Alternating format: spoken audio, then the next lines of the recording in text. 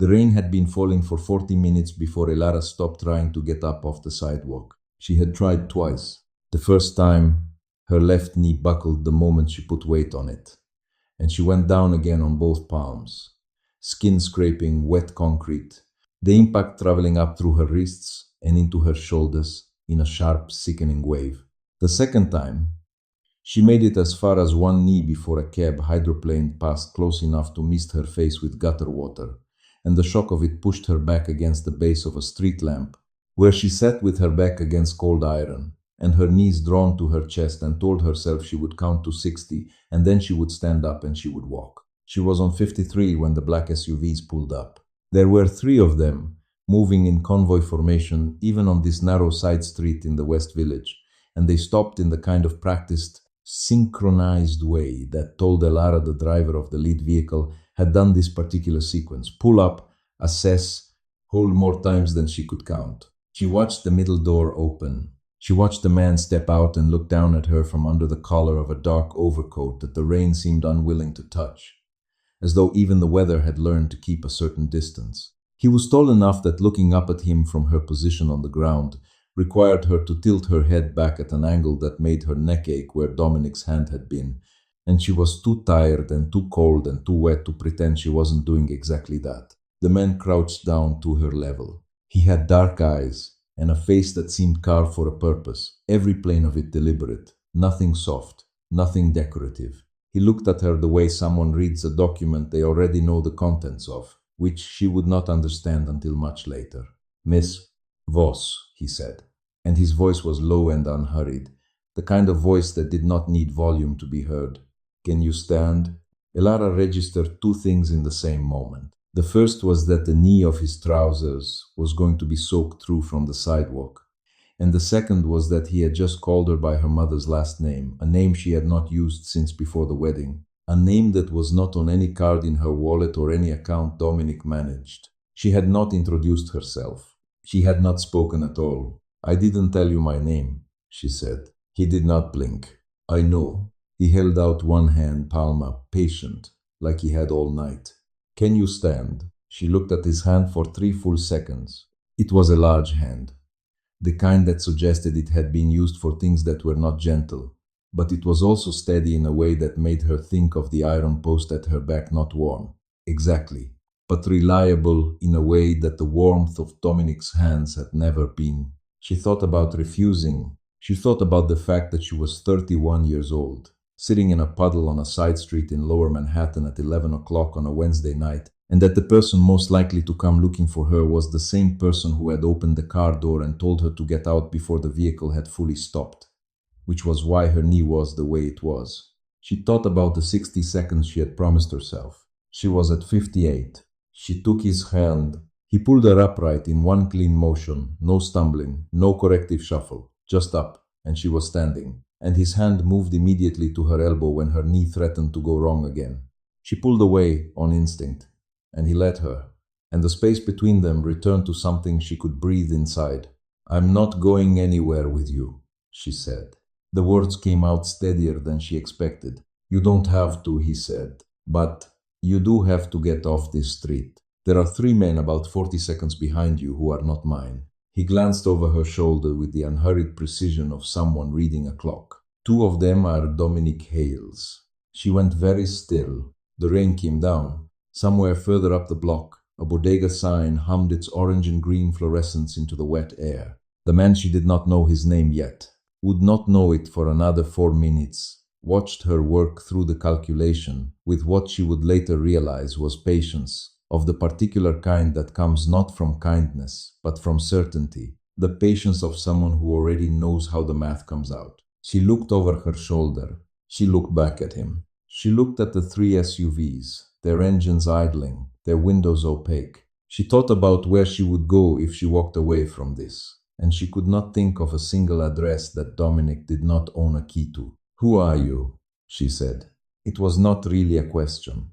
"Cassian Barro." He said it the way someone gives a weather report, factual, without decoration, expecting her to know what to do with the information. And she did know, in the blurred, second-hand way that anyone who had spent 3 years married to a man in certain circles knew. The name existed in conversations she had been meant not to hear, in phone calls Dominic took in other rooms, in the particular way her husband's face had gone flat. And still, on the two occasions, someone had said that name at a dinner table close enough for her to catch it. She knew the name the way you know a landmark on a map of a city you have never been to, as orientation, not familiarity. The offer, Cassian said, is temporary shelter and a car back to wherever you want to go in the morning, with the understanding that Dominic Hale will not be able to touch you tonight. That is the full extent of it. You can decline. He glanced over her shoulder again. But you should decide now. Later, in the warm interior of the LED SUV, Elara would replay this moment and wonder what it said about her that she got into the car. She would tell herself it was survival. She would tell herself she was not stupid, and that weighing the known threat of Dominic's men against the unknown quantity of Cassian Varro and choosing the unknown was not weakness but arithmetic. She would tell herself all of this, and she would be mostly right. What she would not tell herself, because she was not ready to hear it yet, was that in the moment he said, "You can decline," with the same inflection another man might use for "the soup is good tonight." Something in her chest that had been clenched for 3 years had moved slightly, like a fist beginning to open. She got in the car. The drive uptown was quiet. A woman in the front seat, 40s, silver-streaked hair, the posture of someone who had made a professional choice to be unobtrusive, handed Elara a folded blanket and a bottle of water without being asked and without making eye contact, which Elara found she preferred to sympathy. Cassian sat across from her in the darkened cabin and looked out the rain-blurred window as if she were not there, which she also preferred, because it gave her the chance to look at him without being watched looking, and to notice the way his right hand rested on his knee still, deliberate, the index finger very slightly curled, the way a person holds a hand when they have trained themselves out of fidgeting, and it shows in the effortfulness of the stillness. She noticed, too, that he was wearing a ring on his right hand, not his left. It was old, she thought, the kind of old that comes from years of wear rather than the fabricated antiquing that jewelry designers put on things to make them look inherited. The band was narrow and dark, some alloy she could not name, and the stone she could not see it clearly in the dark. But it was the color of something familiar in a way she could not place. She wrapped the blanket around her shoulders and looked out her own window and did not say anything until they pulled through a gate she recognized as the entrance to a building in Tribeca that the Times had covered 2 years ago in the fruit context of a real estate transaction notable enough to have made the business section. Cassian Varro, the article had said, had paid cash. "This is your home," she said. "Yes. I don't know why you're doing this," she said. He looked at her then, and the city light through the window caught the side of his face for a moment, sharp jaw, one scar at the edge of his left brow that was old enough to have faded to silver. His eyes were dark enough that she could not read what was in them, only that something was. "You will," he said, and got out of the car. The contract arrived the following morning on a single sheet of cream-colored paper, slid under the door of the guest room where Elara had slept, actually slept, the blunt, dreamless sleep of a body that had reached its limit and simply stopped for 9 hours. She found it when she opened the door in search of a bathroom she had located the night before, and stood in the hallway reading it with her hair still tangled and one shoulder of the guest robe sliding off, because it was not long enough to require sitting down, and because the moment she began reading, she understood that sitting down would have been a performance of distress. She was not willing to give anyone the satisfaction of observing. The document was 2 pages, not 1. She turned it over. It was written in the kind of plain declarative language that cost more to produce than ornate language, because it requires a lawyer who is good enough to not need ornamentation. And it said, in summary, Cassian Varro agreed to provide security, residence, and legal interference on her behalf for 90 days. In exchange, Elara agreed to cooperate with whatever the document called reasonable requests pertaining to the business interests of the Varro organization. She read that phrase 3 times. It was the only phrase in the document that was not plain. It was the only phrase that could mean almost anything. She read the rest of the document in full, the expiration date, the non-disclosure provisions, the clause about voluntary termination, and she did not read the last paragraph on the 2nd page, because her eyes moved over it and her brain registered the words inheritance and transfer. And then the door at the end of the hall opened, and the silver-haired woman from the car appeared and said, "Breakfast was ready," and something in Elara's body, hunger, cold, the ordinary animal pull of coffee smell, made her fold the paper in half and walk toward the kitchen, and she did not go back to finish reading it. She told herself she would later.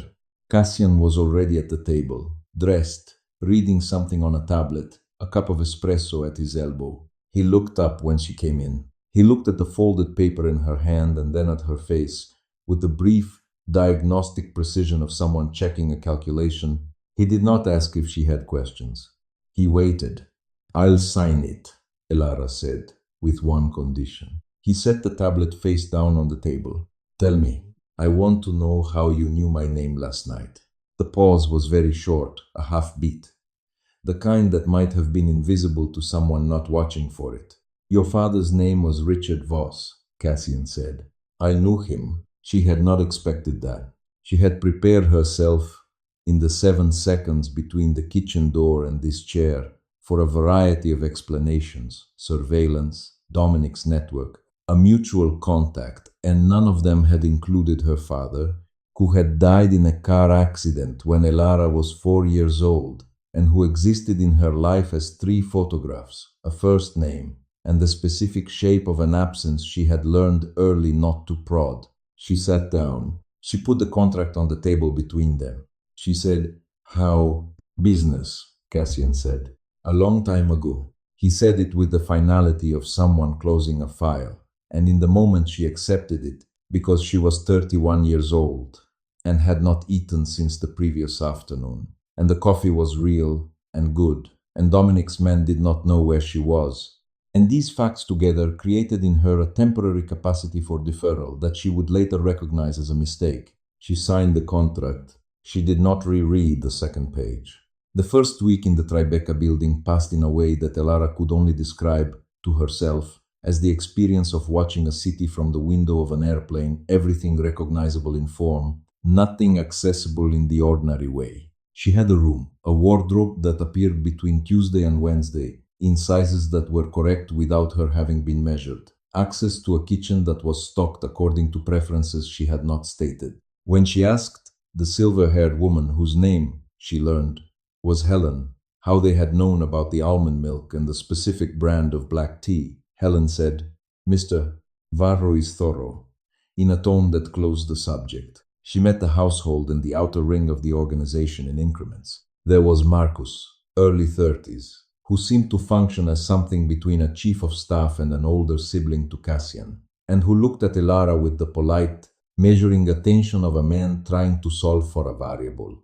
There were the security rotations she clocked without being told they were there.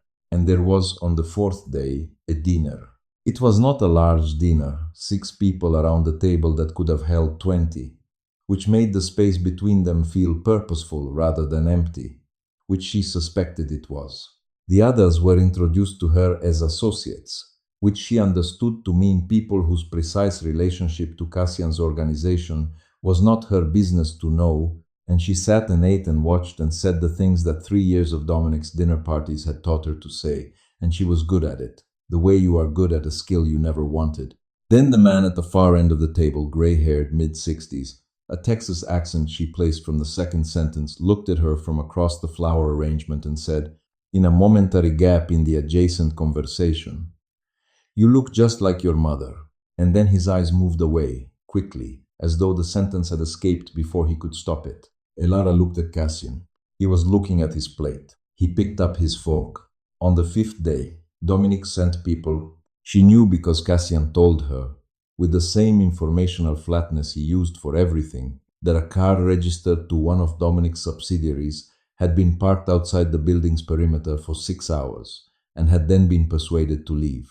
When she asked what persuaded meant, he said, "It means they left," and offered nothing further. She wanted to press the way she had always wanted to press, with Dominic, and had learned not to, and she found that the impulse felt different here, less like self-protection and more like frustration, which she recognized as meaning she felt safe enough to be annoyed, which surprised her. He's not going to let this go, she said. They were in the building's library, a long room of floor to ceiling shelves on the north side of the penthouse. She was standing at the window. He was at the desk. Dominic doesn't let things go. No, Cassian agreed, without looking up from what he was writing. He doesn't. So what happens when 90 days runs out? He looked up then. The afternoon light from the east window crossed the desk between them and lit the left side of his face while leaving the right in shadow, which she thought had probably not been designed that way but felt as though it might have been. A great deal, he said, will have changed by then. She wanted to ask what that meant. Something in his face, not warmth, exactly, but a quality of attention that was different from Dominic's, which had always felt like surveillance, made her hold the question instead and turn it over privately. The way you hold a stone you have picked up on a beach because it is the right weight and you are not yet sure what to do with it. She went to bed that night thinking about the man at the dinner table and the words, "You look just like your mother."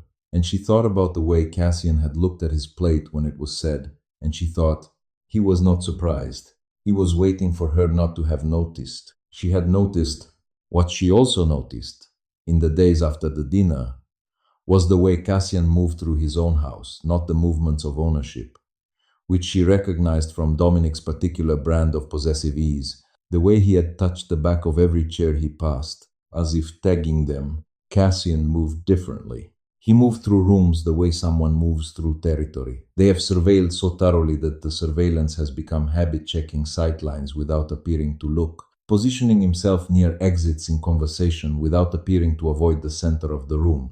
It was the movement of someone who had learned, at some point, and in some way she had not been told about, that safety was a thing you constructed rather than a thing you were given. She recognized the architecture of it because she had built a smaller version of herself in Dominic's house, and she thought about that recognition and about what it meant to see yourself in someone else's defense mechanisms, and whether that was connection or just the mutual identification of people who had been shaped by the same category of damage.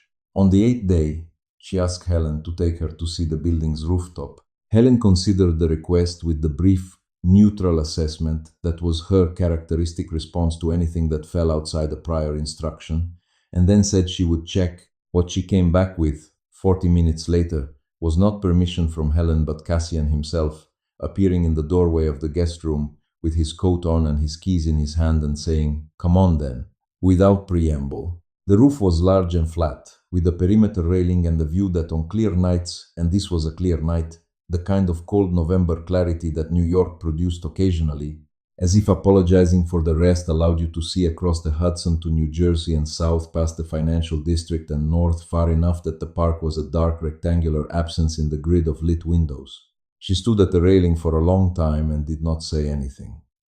And neither did he, and the city below them carried on at its own indifferent scale. And she thought, this is the first time in 3 years that I have stood somewhere high up and felt like I was looking out rather than looking for an exit. My mother used to say that the best thing about height, she said, is that from far enough away, everything you were afraid of gets very small. She paused. She was not right about everything, but she was right about that. Cassian was quiet for a moment. Then he said, what was she afraid of? Mostly the right things, Elara said. She did not say more than that. He did not ask. They stood there until the cold became something other than comfortable. And then they went back inside. And the distance between them in the elevator down was the same distance it had always been, and also somehow not quite the same. In a way she filed away and did not examine too closely. Not yet. Elara found the file on a Tuesday, in the 3rd week, by accident, the way most important discoveries happen, which is to say not by accident at all, but by following a thread of attention that her conscious mind had been pretending was idle curiosity. She had been in the library every day since the dinner. Cassian worked in there most mornings, and she had taken to sitting in the chair by the east window with her tea and whatever book she picked off the nearest shelf, and they had developed a functional, comfortable silence that she told herself was merely convenient, and that she suspected was something more than that, though she did not examine the suspicion closely. On the Tuesday in question, Cassian had left the room to take a call, and his laptop was closed, and the desk was clear, except for a stack of folders beside the inbox tray, and she would have left them entirely alone except that the top folder had slipped partly open when he pushed his chair back, and she could see, from her position in the window chair, the edge of a photograph. It was a black and white photograph. It showed a man she did not recognize, dark-haired, mid-30s in the photo's era, standing outside a building she thought might be somewhere in lower Manhattan but could not place. He had Elara's cheekbones. He had, she thought, looking at it from across the room, and then, without deciding to, walking closer, her hands. The specific narrow architecture of the fingers, the way the knuckle of the index finger sat slightly higher than the others. She picked up the folder. There were 7 photographs. The man appeared in 5 of them. In 2 of the 5, he was with another man, whose face she could not see clearly. The photos were older, the resolution of a different era, but who was broad-shouldered and wore, in one image, a ring on his right hand. The kind of ring that was narrow and dark and looked like it had been worn for a long time. The other 2 photographs were of her, not recent photographs. One was from what she estimated was 5 or 6 years ago. She was standing outside a building she recognized as the NYU library, carrying a tote bag she remembered owning and losing, wearing her hair the way she had worn it then, longer and less deliberate. The second was from further back, perhaps 8 years, a street shot that captured her in 3/4 profile, waiting for a light to change at a corner in the East Village. She had not known anyone was taking it. She stood there for a long moment with the folder in her hands, and she felt a particular cold that comes not from temperature, but from understanding. Then she heard Cassian's voice in the hallway. He was finishing the call, and she put the folder back exactly as she had found it, slightly open, the edge of the top photograph visible, and she walked back to the window chair and picked up her tea. And when he came back into the room, she was looking out at the Hudson, and her hands were steady, and she said nothing. She had learned to hold things quietly. Dominic had taught her that, among other lessons she had not asked for. The difference was that with Dominic, holding things quietly had been a mechanism of survival, a way of not giving him more material. With Cassian, it felt different. It felt like she was holding it for herself, not from him. Like there was a version of this conversation she wanted to have on her own terms, when she understood more of what she was asking. That distinction felt important, though she could not yet articulate why. That same afternoon, she charged her old phone, the one Dominic had given her at the beginning of the marriage, the one she had kept but not used since the night in the street, because she had assumed it was tracked, which it was. But she was beginning to develop a theory about what that could be useful for. She had learned something in 3 years of living in Dominic's house. He was meticulous about the things he knew he needed to protect, and careless about the things he did not know he had exposed. He had left her, for instance, as the named contact on a subsidiary insurance account that he had set up in her name for tax purposes and then forgotten about. And that account, she had discovered 6 weeks before the night in the street, had a linked email address that she had never used, but that she still controlled, and to which, 3 years ago, when Dominic was still in what she thought of as the courting phase of his performance, he had forwarded 3 documents that contained more information about her father's death than any car accident should have generated. She had read those documents once. She had been sick afterward. She had not deleted them. She opened the email application on the old phone, connected to the building's guest Wi-Fi, the one that was not monitored, because she had asked Helen, carefully, which network was which, framing it as concern about her freelance work being visible to others on the same connection. And she opened the 3 forwarded emails, and she read them again, slowly, in the bathroom with the tap running. And this time she did not allow herself to be sick because she was taking notes on a piece of paper she would later flush. And being sick would have been a different kind of losing. She was not going to lose. The following morning, she told Marcus, deliberately, that she had remembered the name of the man from the dinner, the Texan, and asked if he had a card. Marcus looked at her with the particular stillness of someone who has been trained to keep their face neutral and who is currently exerting that training at above average capacity. "I'll let Mr. Varro know you asked," he said, which was the most careful non-answer she had received in 3 weeks of careful non-answers, and which told her exactly what she needed to know.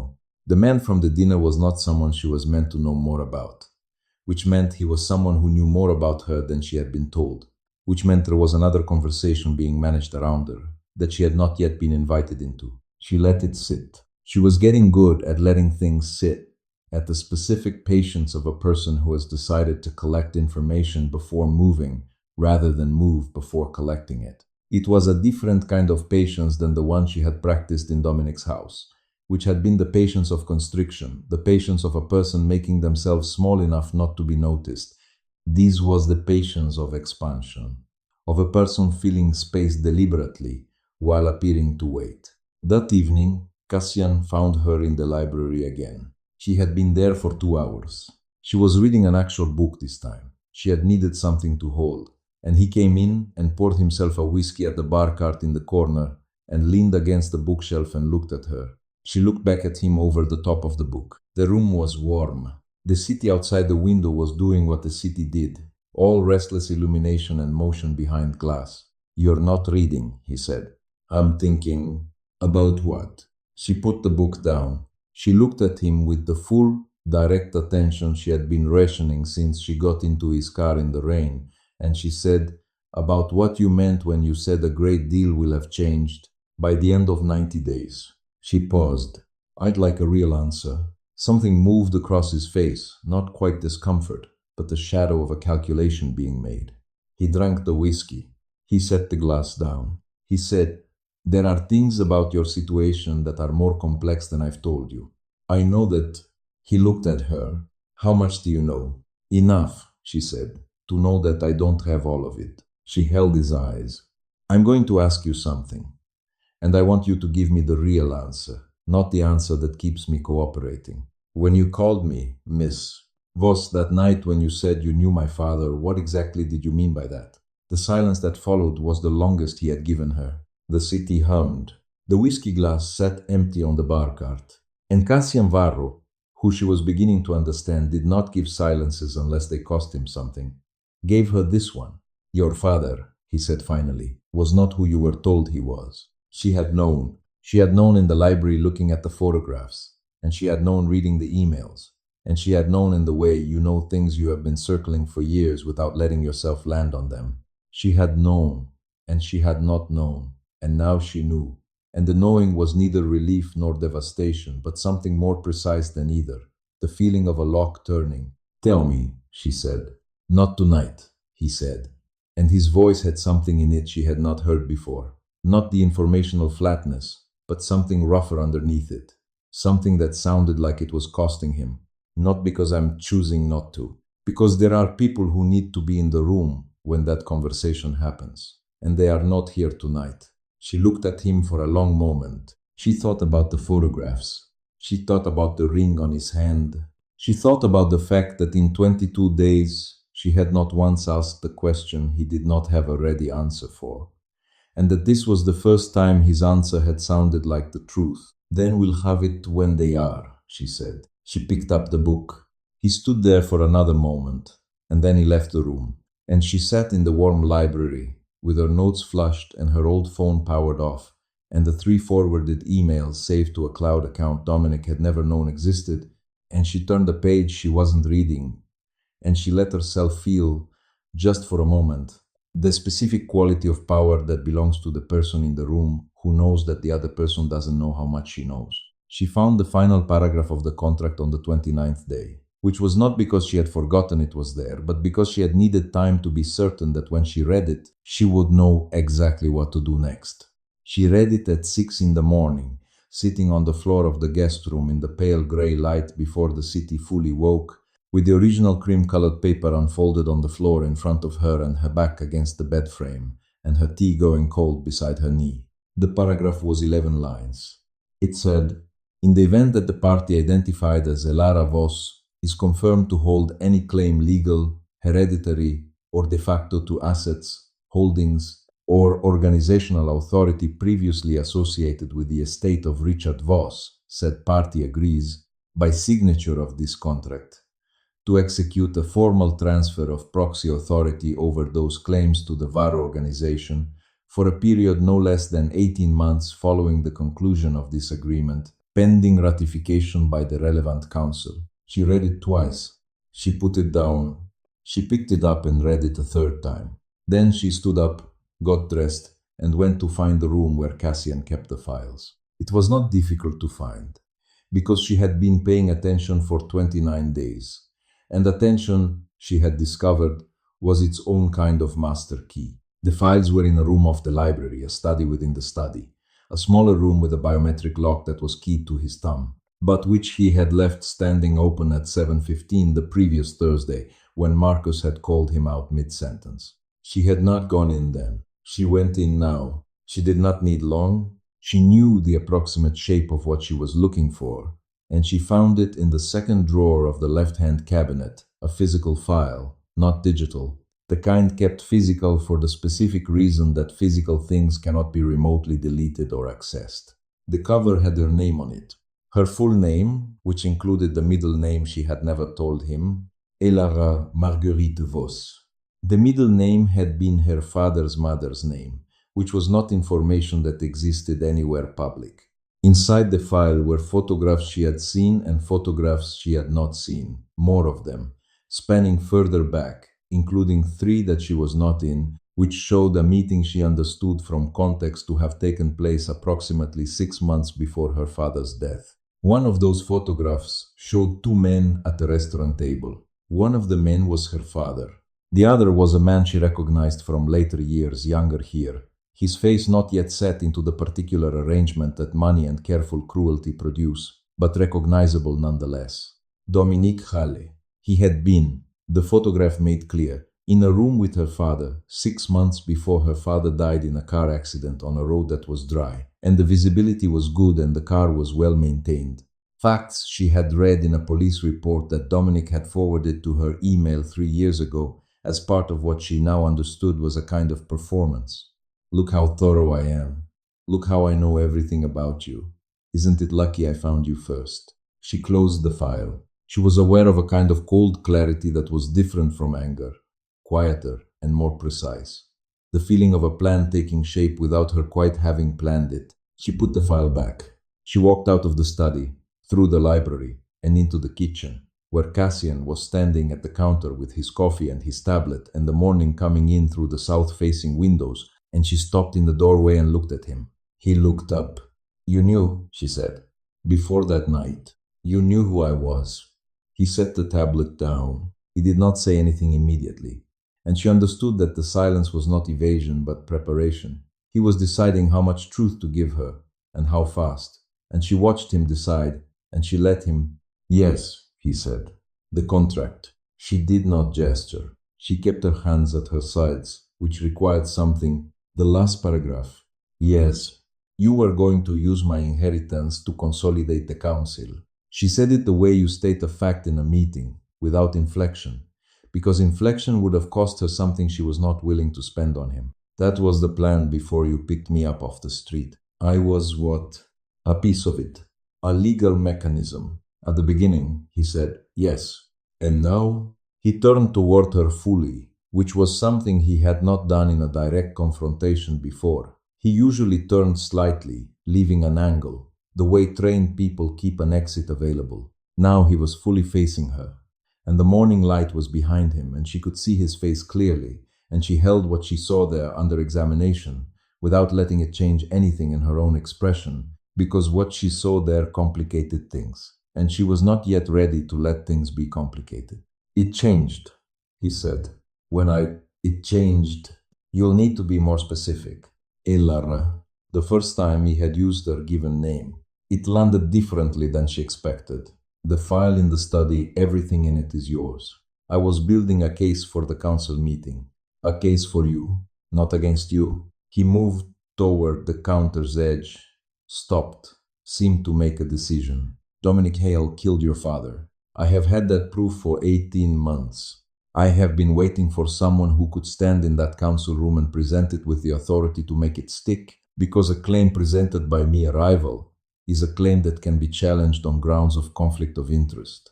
A claim presented by Richard Voss's daughter, with her own legal standing in the estate, cannot be. She took this in. She stood very still and took it in the way you receive information that is both what you hoped and what you feared, the truth, and therefore unable to be undone by wishing otherwise. So you needed me there, she said. As a tool. Yes. And then I stopped thinking of you that way, and I didn't have a plan for that. He said it with the blunt, slightly strangled quality of a man who does not frequently tell the truth about himself and finds the process unexpectedly difficult. I don't have a plan for that. She looked at him for a long time. She thought about the photographs and the contract and 29 days of almond milk and the right brand of tea and the specific careful distance he had maintained between them that she now understood had cost him something. She thought about the file with her middle name on the cover, her grandmother's name, a name nobody knew, and the fact that Dominic had been in a restaurant with her father 6 months before the car accident that the police report described as inexplicable given road and vehicle conditions. She thought about what she had already built, quietly, in the old phone's cloud account, and what she had planned to do with it before she knew about the council. She thought, this is different from what I thought it was, and it is still not what he's claiming it is, and it might be both things at once. There's a council meeting, she said. When? 3 days. Dominic will be there. He's been invited. He thinks you're going to sign the termination agreement and cede the estate. Does he? She let that sit for a moment. Who else knows I exist in this building? My inner circle. No one Dominic would have reached. She looked at her hands. She thought about what it had felt like to be on the sidewalk in the rain, counting to 60 because she needed to believe she could stand up on her own, and she thought about the fact that she had stood up not when Cassian offered his hand, but when she decided to take it, which was different. She thought, I have the emails. I have the police report. I have 3 years of being underestimated in a house where people said things in front of me because they thought I was furniture, and I kept notes. I have more than a legal mechanism. I have more than a claim. I'll go to the council meeting, she said, under my own terms. What terms? I present my own evidence, my own case. You don't speak for me in that room. She met his eyes, and I want to see everything in that file before we walk in. He nodded. It was a single, careful nod, and what was in his face when he gave it she chose, for now, to look at and then look away from, because there were 3 days and a council meeting and Dominic Hale between now and whatever she was going to do about that. I'll have Marcus set up the room, he said. Good. She turned toward the door. She stopped. She said, without turning back, the contract. When this is done, I want a new one. One where I read every line before I sign it. Behind her, so quietly, she might almost have missed it. I know. She walked out of the kitchen. 3 days. The council met on a Friday evening in a building in Midtown that had, on its public-facing floors, the unremarkable appearance of a financial services firm in the years just before its scheduled renovation. The private elevator required a code that changed every 48 hours, and the room it opened into on the 23rd floor was neither the oak-paneled power room of movies nor the cold minimalism of television dramas, but something more functional and therefore more frightening, a plain room with a long table and chairs, adequate lighting, and no decoration except for a framed topographical map of the northeastern United States on the west wall, which Alara looked at for exactly 2 seconds before she understood it was a land map in the literal title deed sense of the word, and looked away. There were 11 people at the table when she walked in. She knew some of them by face, the man from the dinner, 2 others she had seen in the building. She knew one of them by more than face. Dominic sat at the far end of the table, and the moment she came through the door, his face did the thing she had watched it do for 3 years, when something surprised him, a very brief, very controlled collapse of expression, followed immediately by its replacement with a careful blankness that was its own kind of tell. He had not known she would be here. That had been the first of her terms. He was told she was signing the termination agreement. He was told to come and witness it. He was told she would not be present at the start. She sat down, not at the near end of the table, not beside Cassian, who was seated on the right side, 3 chairs from the head.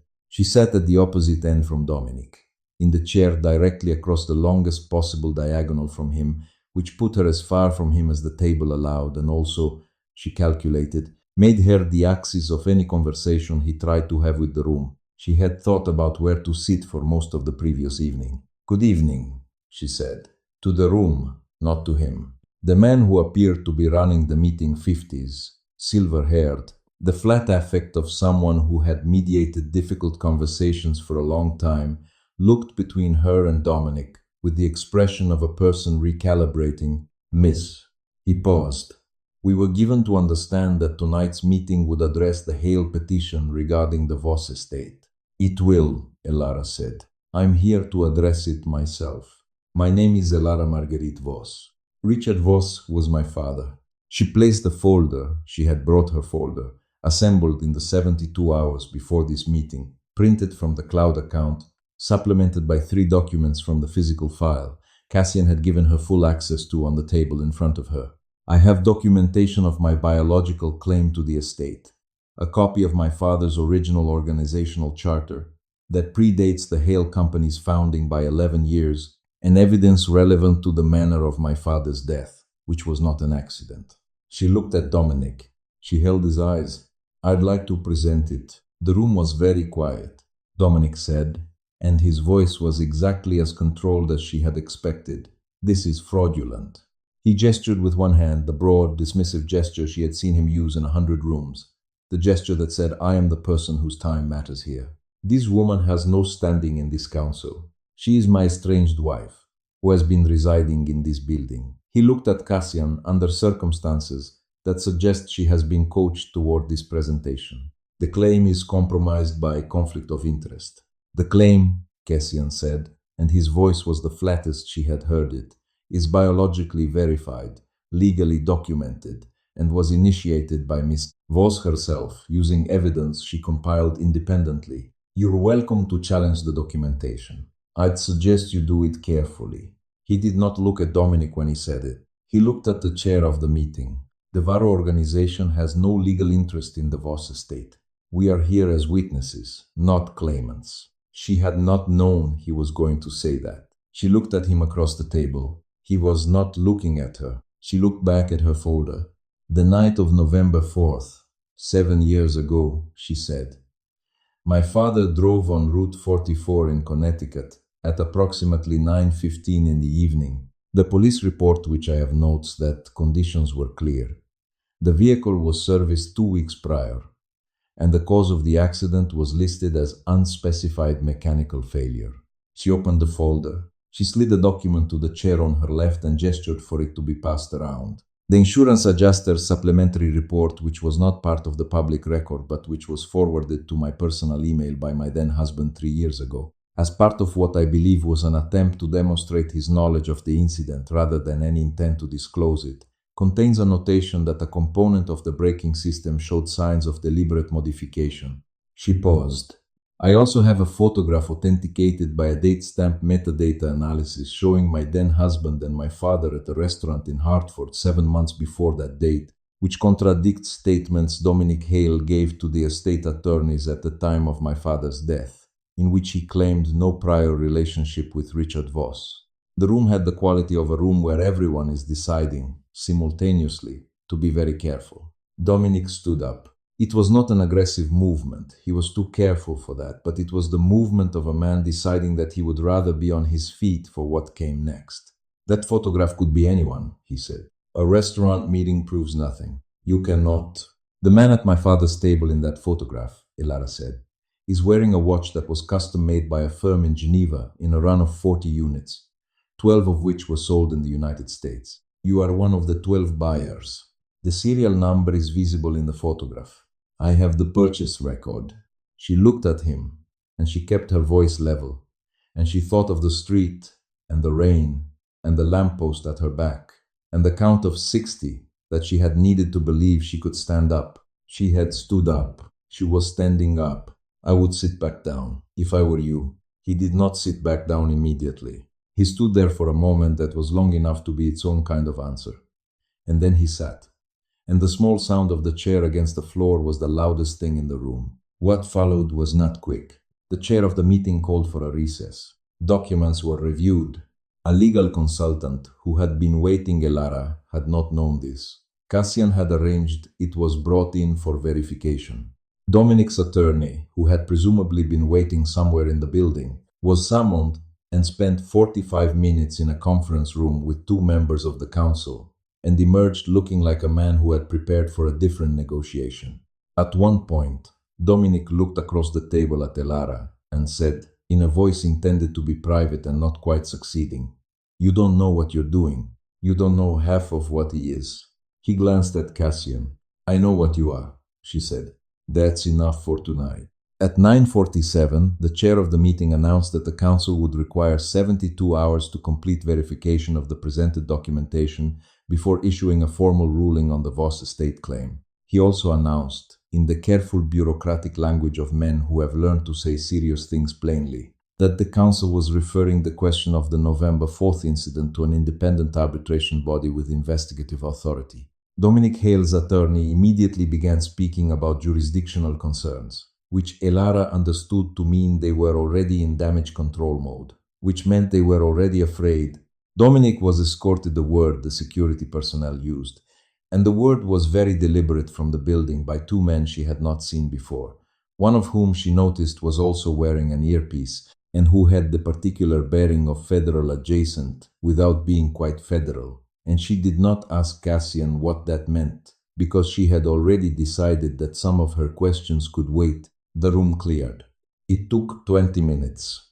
Then it was just her and Cassian, and the long table and the land map on the wall and the city outside doing what it always did. She sat in her chair for a long time. She was very tired in the specific, clean way that comes after doing something that required everything you had. And she was aware that the tiredness was also something else, something lighter underneath it, something she was tentatively willing to call relief.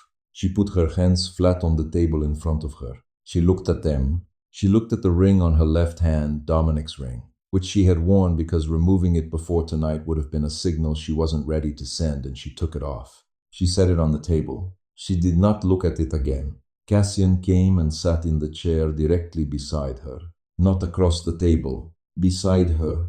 He put his own hands on the table, and they sat there in the quiet building 23 floors above Midtown, and the city hummed outside the glass. And she thought about her father, who she had never known, and about the 3 photographs and the first and last name that was all she'd had of him for 31 years, and about the fact that she now knew significantly more than that, and that the knowing was going to take a long time to become something other than a wound. "The last paragraph of the contract," she said. She was not looking at him. "It doesn't apply, even if I wanted it to. The verification process will confirm my standing is hereditary and personal. I would need independent legal counsel to make any transfer of proxy, and I wouldn't get that counsel's advice to do it." "I know," he said. "I know that." The last paragraph. He stopped. He started again. "I am going to tell you something true, and I want you to take it the same way you took everything else tonight, which is to say without deciding what it means before I've finished." He waited. She nodded, slightly. "I had my attorney remove the last paragraph from your copy of the contract before Helen gave it to you. The version you signed does not contain it." She turned her head and looked at him. He was looking at the table. A muscle in his jaw moved. "I removed it on the second day," he said. "I want you to know that." "Not now. I want you to know that I did it then, before I understood anything about you, because I woke up that morning and wrote the version with the paragraph. And then I thought about the fact that you had signed the other version without finishing it because Helen called you to breakfast, and I had designed that. I had designed it so you would sign before you read it. And he exhaled. "I removed it. I have been proceeding on the assumption that your cooperation would be freely given or not at all, since then. That is the truth. You can verify it. The original signed copy and the current copy are both in the file." She looked at him for a long time. The city moved outside.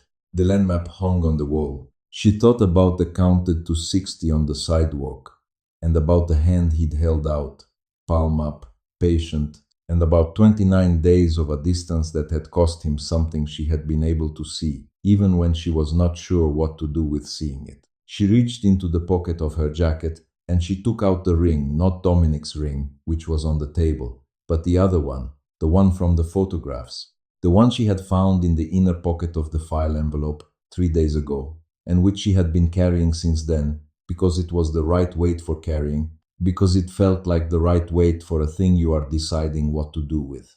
Her father's ring, the narrow dark band. She set it on the table between them. Cassian looked at it. He did not touch it. You wore the same one, she said. He was quiet for a moment. He gave it to me when we made our agreement. He said the other one was for his daughter when the time came. He paused.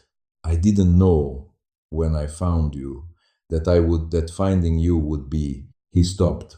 He seemed to decide that the sentence he had started was not the sentence he wanted to finish, and he started a different one. I'm sorry for the contract and for the time it took me to be honest about what changed. She looked at the ring on the table between them. She thought, this is not the end of anything. And it is not the beginning of a thing I recognize yet. And both of those are true at once, which is what most true things are. 72 hours, she said. 72 hours, he agreed. She picked up the ring. She did not put it on. She closed her hand around it and felt the weight of it, which was exactly right. Not light, not heavy, just present, just there. She stood up. Then I'm going to sleep, she said. And in 72 hours, if the council confirms the claim, we can talk about what comes next. All of it, including a new contract, if there is one, that I will read in full before I sign anything. Yes, he said. She walked toward the elevator. She stopped. She did not turn around. She said, the tea and the almond milk. On the second day. Yes, thank you. She pressed the button. The doors opened. She stepped in, and the doors closed, and she wrote down 23 floors with her father's ring in her closed hand and her own name, the full name, settling into place around her like something she had been carrying without knowing it all along. 72 hours later, the council confirmed her claim. The formal ratification was brief and procedural and took place in the same room with 5 of the 11 members present because procedure, it turned out, required fewer people than crisis. Elara sat in the same chair at the end of the table. She signed 3 documents, all of which she read in full. And the chair told her that the independent arbitration body had already opened a formal inquiry into the events of November 4th, 7 years prior, and that Dominic Hale's attorney had been in contact with the body's legal liaison since the previous evening, which she understood to mean Dominic's attorney was negotiating the terms of a cooperation agreement, which she understood to mean Dominic had calculated that the evidence was sufficient and that his best position was no longer denial. She did not feel satisfaction. Exactly. She felt the closing of a thing that had been open too long, and the first small stirring of how what might eventually become something she recognized as her own life, not the life she had been handed, not the one she had survived, but the one that began now, on the other side of a room where she had spoken her father's name and her own and had not looked away. Outside the building on 47th Street, Cassian was waiting beside the car. Not in it. Beside it, which was not a thing he typically did. He handed her a coffee, her brand, the right size, and she took it, and they stood on the sidewalk, while midday Manhattan moved around them at its own undistractable pace, and she thought about what he had said in the meeting room. I don't have a plan for that. So, she said, new contract. If you want one, I want a different kind of agreement. She looked at the traffic and the street and the particular crowded ordinary beauty of a city she had always loved and had almost let someone convince her she did not deserve to live in fully. One where neither of us is a tool for the other. One where we decide together what we're doing and why, and what we're each willing to give for it. She looked at him. Can you do that? He looked at her the way he had looked at her in the rain, assessing and certain, but something else now, underneath those, something that had not been there on the street in the West Village, something she was willing to tentatively call uncalculated, which for Cassian Varro, she suspected was its own kind of significant. Yes, he said, I can do that. She nodded. She drank the coffee. The city moved around them. She was Richard Voss's daughter, and she was 31 years old, and she had stood up